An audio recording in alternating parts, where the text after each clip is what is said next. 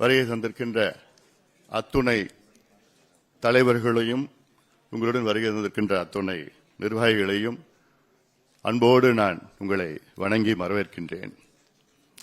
முக்கியமான இந்த பிரச்சனையை இதற்கு ஒரு தீர்வு வேண்டும். இது பிரச்சனை என்று சொல்ல முடியாது. தமிழ்நாட்டில் உள்ள சமூக நிலையை பற்றி நாம் தெரிந்து கொள்ள வேண்டும் என தொடர்ந்து நாம் அத்துணை பேரும் போராடி வருகின்றோம். நம் கோரிக்கையை வைத்திருக்கின்றோம்.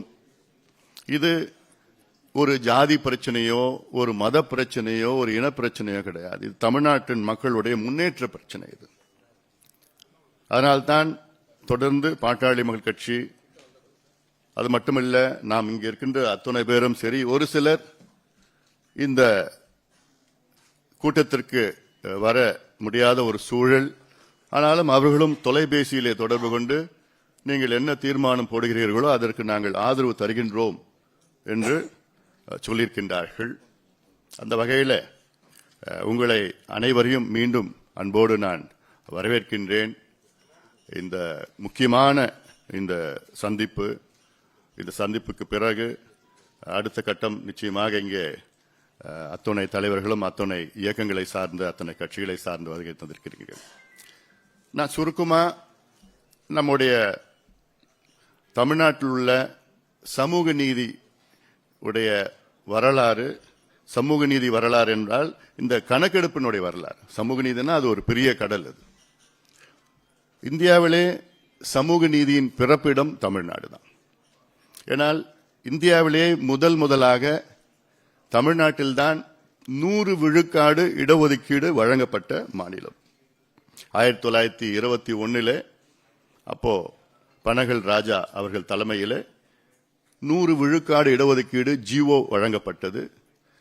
அது நடைமுறைப்படுத்தியது 1927 அப்பொழுது சுப்பராயன் அவர்கள் தலைமையில் அதை நடைமுறைப்படுத்தினார்கள். ஆனால் அதற்கு முன்பு வெள்ளையர்கள் இருந்த காலத்திலே ஜாதிவாரி கணக்கெடுப்பை நடத்தினார்கள். அதில் தொடக்கம் 1881 முதலாக தொடங்கப்பட்டது. பிறகு ஒவ்வொரு 10 ஆண்டுகளும் நடைபெற்றது. 6 முறை எடுத்தார்கள்.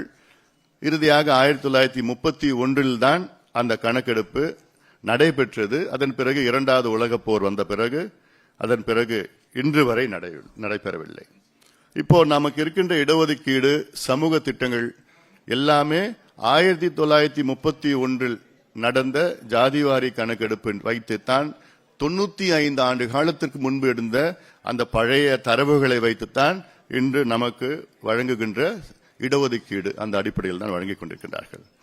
அதே போன்று நமக்கு 100 விழுக்காடு இடஒதுக்கீடு தமிழ்நாட்டில் கிடைத்தது.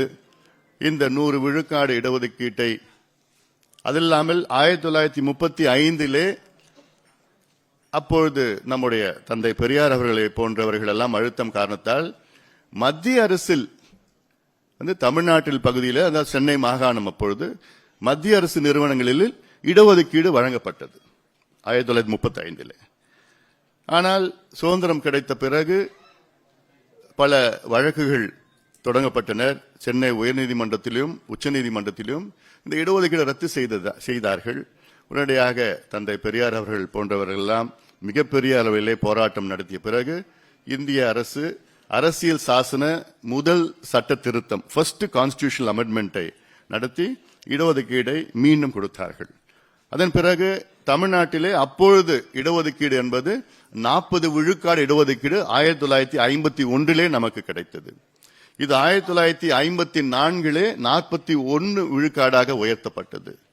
அதன் பிறகு சட்டநாதன் குழு பரிந்துரைக்கு பிறகு 1971 இது 49 விழுக்காடாக உயர்த்தப்பட்டது. அதன் பிறகு இது திமுக ஆட்சி காலத்தில், அதன் பிறகு அண்ணா திமுக ஆட்சி காலத்தில் 1980 இந்த இடஒதுக்கீடு 68 விழுக்காடாக உயர்த்தப்பட்டது. அதன் பிறகு மீண்டும் திமுக ஆட்சி காலத்தில் 1990 இது 69 விழுக்காடாக உயர்த்தப்பட்டது. 1989 எம்பிசி பிசி என்று அந்த பிசியை பிரித்து எம்பிசி 20 விழுக்காடு, பிசி 30 விழுக்காடு என்று அதை பிரிக்கப்பட்டது. 90 69 விழுக்காடாக உயர்த்தப்பட்டது. அதன் பிறகு 90 இந்த மண்டல் கமிஷன் பரிந்துரை, 92 இந்திரா சாணி வழக்கு உச்சநீதிமன்றத்தில் வந்து இந்த இடஒதுக்கீடு இந்தியாவிலே எந்த மாநிலத்திலையும் 50 விழுக்காட்டிற்கு மேல் இருக்கக்கூடாது என்று 13 நீதிபதிகள் அமர்வு தீர்ப்பளித்தார்கள். அதன் பிறகு 94 அதிமுக ஆட்சி காலத்திலே நம்முடைய தமிழ்நாடு 69 விழுக்காடு இடஒதுக்கீடு சட்டம் மத்திய அரசை அழுத்தம் கொடுத்து, அன்றைய பிரதமர் நரசிம்மராவ் அவர்களை அழுத்தம் கொடுத்து, அப்பொழுது அரசியல் சாசன சட்ட திருத்தம் கான்ஸ்டிடியூஷனல் அமெண்ட்மெண்ட் வர வைத்து அதில் நம்முடைய 69 விழுக்காடு இடஒதுக்கீட்டை 9வது அட்டவணையிலே பாதுகாப்பு செய்யப்பட்டது அதிமுக ஆட்சி காலத்தில். அதன் பிறகு 2008 இஸ்லாமியர்களுக்கு 3.5 விழுக்காடு உள் ஒதுக்கீடு வழங்கப்பட்டது. 2009 அருந்ததியர்களுக்கு 3 விழுக்காடு உள் ஒதுக்கீடு வழங்கப்பட்டது. அதன் பிறகு பல வழக்குகள் தொகுத்தார்கள். இந்த வழக்கு பார்த்தா இந்திரா சாணி வழக்கு பிறகு 1994 ஒரு வழக்கு தொடரப்பட்டது. அந்த வழக்கு 2008 வந்தது. பொதுவாக 9வது அட்டவணையில் எது இருந்தாலும் அதில் நீதிமன்றம் தலையிட முடியாது 9th ஷெட்யூல்ல.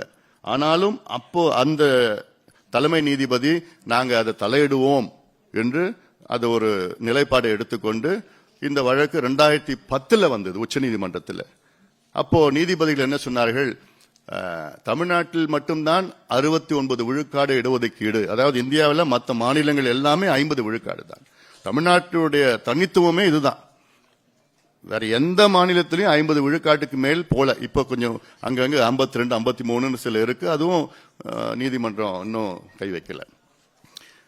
அப்போ 2010 நீதிபதிகள், அப்ப தலைமை நீதிபதி சொன்னாரு, தமிழ்நாட்டில் இன்னும் ஓராண்டிற்குள் நீங்கள் ஜாதிவாரி கணக்கெடுப்பு நடத்தி தமிழ்நாட்டில் 69 விழுக்காடு மக்கள், பிற்படுத்தப்பட்ட தாழ்த்தப்பட்ட பழங்குடி மக்கள், பட்டியலின மக்கள் இருக்கின்றார்களா என்று எங்களுக்கு கணக்கு இருந்தா நாங்க நீடிப்போம், இல்லைன்னா நாங்க ரத்து பண்ணுவோம் சொன்னாங்க.